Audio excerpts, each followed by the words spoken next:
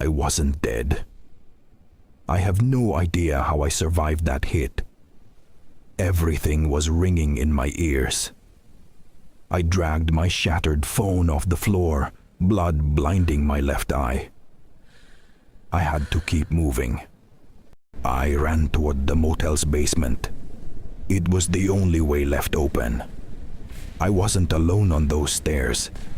I could hear the sound of its bones cracking as it crawled down at a totally insane speed right behind me. The basement was thick with steam and smelled like sulfur and rust. I hid behind a massive boiler. I clamped my hand over my mouth until I almost choked. And then, suddenly, the crawling sound just stopped. Then I heard it. From the dark. It didn't roar or scream. It was crying. Crying with my mother's voice. Calling my name in this distorted, glitchy human voice like a broken cassette tape. I pointed the phone's light at the corner. I wasn't the first one to hide down here.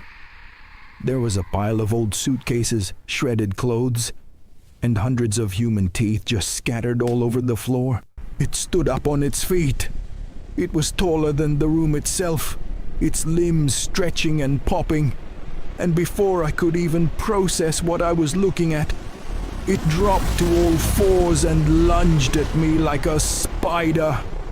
I threw myself into a narrow air vent in the wall.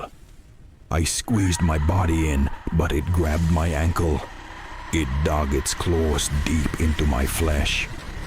I kicked it in the face with everything I had and just crawled into the pitch black. I fell out into the mud outside. Dawn was just starting to break, but the fog was as thick as a wall. I ran through the woods, barely feeling my bleeding foot, just wanting to reach any kind of road. Finally, an asphalt road. I saw car headlights approaching from the distance through the fog.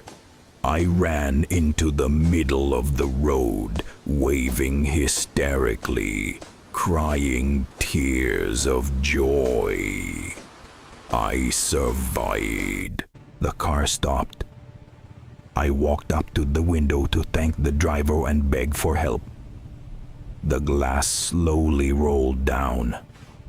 But whatever was sitting behind that wheel was not human. This was my end.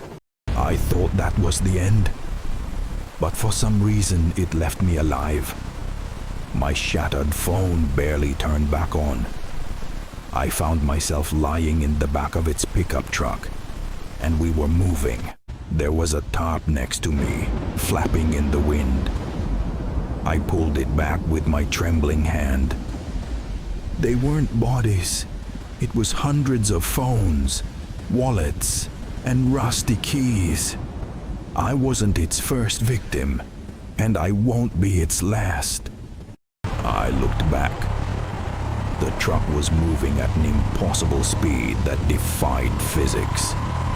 The trees blurred together like a torn ribbon, and the sky turned the color of rotten blood.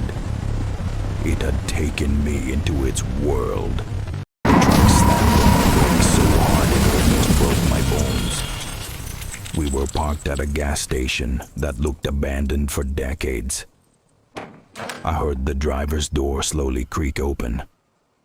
I had to move before it came to the back. I slid silently under the truck.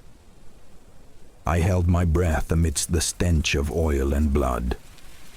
And I saw its impossibly long, pale feet slowly walking around the vehicle, looking for me. I crawled away and bolted toward the dark convenience store.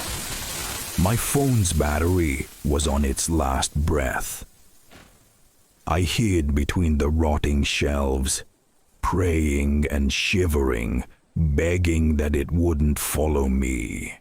If anyone finds this phone, do not look for me. Never drive down this road. It's right.